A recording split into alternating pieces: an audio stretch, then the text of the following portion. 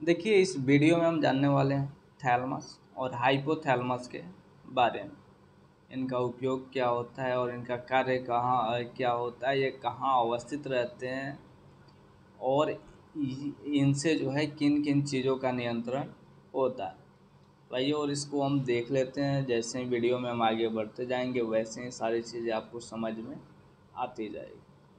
Thalamus मध्य मस्तिष्क से ठीक ऊपर दोनों प्रमस्तिष्क गोलार्ध के बीच में एक अंडाकार संरचना होती है जिसे थैलेमस कहा जाता है। चूँकि थैलेमस दोनों प्रमस्तिष्क गोलार्ध के बीच में होता है अतः इसे ऊपर से नहीं देखा जा सकता है। इसे देखने के लिए दोनों गोलार्ध को एक दूसरे से अलग होना होगा। थैलेमस डायसिफेलॉन का डार्सल हिस्से से बना होता है। यह एक ऐसी संरचना होती है जिसमें दो पाली होते हैं जो भूरा पदार्थ में एक पुल जिसे मांस कहा जाता है से संबंधित होता है। थैलेमस को दो क्षेत्रों में बांटा जा सकता है, वेंट्रल थैलेमस तथा dorsal thalamus. Ventral thalamus neocortex में एक सामान्य निवेश करता है जिससे नियोकार्टेक्स की क्रियाएं ठीक ठाक रहती है। डॉर्सल थैलेमस या फिर जिसे थैलेमस खास भी कहा जाता है में बहुत सारे न्यूक्लियाई होती हैं और प्रत्येक न्यूक्लियाई नियोकार्टेक्स के विशेष क्षेत्र से सूचनाओं को भेजता है। थैलेमस में मूलतः तीन तरह के केंद्रक होते हैं।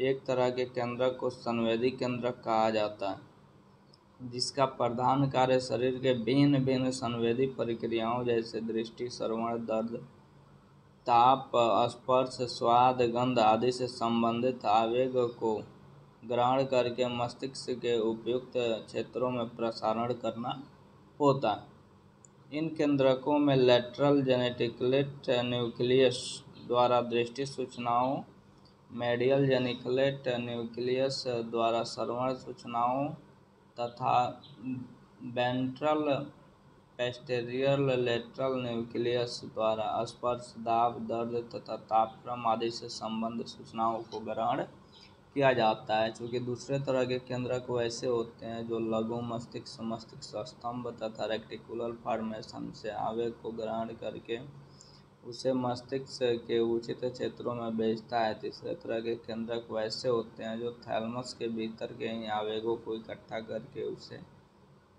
प्रमस्तिष्क में भेजते हैं। इन अंतिम केंद्रकों को सहचार्य केंद्रक भी कहा जाता है। हाइपोथैलेमस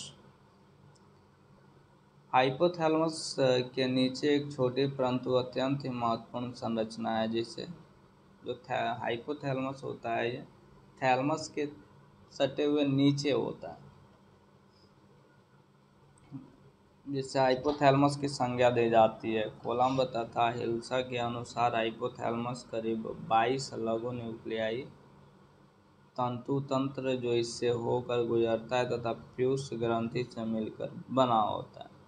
यह मस्तिष्क के कुल वजन का करीब 0.3% होता है। कुछ मनोवैज्ञानिक हाइपोथैलेमस को लिम्बिक तंत्र का एक हिस्सा मानते हैं। नाउंटा तथा फेर्टग के अनुसार लिम्बिक तंत्रिका तंत्र को उस संरचनाओं के रूप में परिभाषित किया जाना चाहिए जो हाइपोथैलेमस के साथ घनिष्ठ संधि स्थलीय संबंध रखते हैं।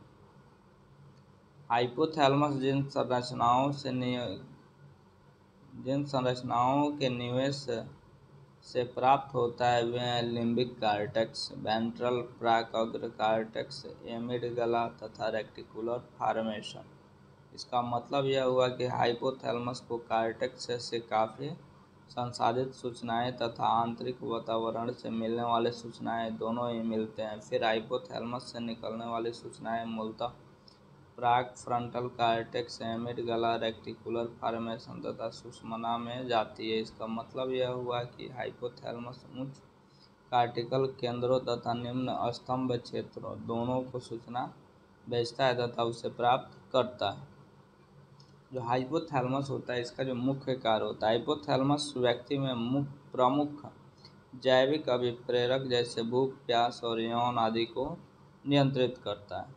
हाइपोथैलेमस शरीर के भीतर एक सामान्य संतुलन बनाए रखने में हाइपोथैलेमस प्रमुख भूमिका निभाता है। सामान्य रूप से काम करने के लिए आवश्यक है कि शरीर का एक खास तापक्रम हो था हृदय गति तथा रक्तचाप सामान्य हो। शरीर के भीतर इस सामान्य संतुलन की स्थिति को मनोवैज्ञानिक ने सम स्थिति की संज्ञा दी। हाइपोथैलेमस द्वारा स्वायत्त तंत्रिका तंत्र के अंतःस्रावी क्रियाओं का भी नियंत्रण होता है। हाइपोथैलेमस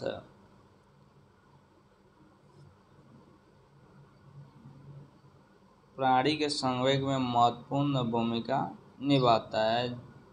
जो पशु में क्रोध, भय, आक्रामकता आदि संवेग को देखने को जो मिलता है, वो उसमें भी हाइपोथैलेमस का महत्वपूर्ण भूमिका होता है। और हाइपोथैलेमस से लड़ना, भोजन खाना, भाग जाना और भी कई सारी प्रक्रियाएं हैं जो हाइपोथैलेमस उसके लिए जिम्मेदार होता है।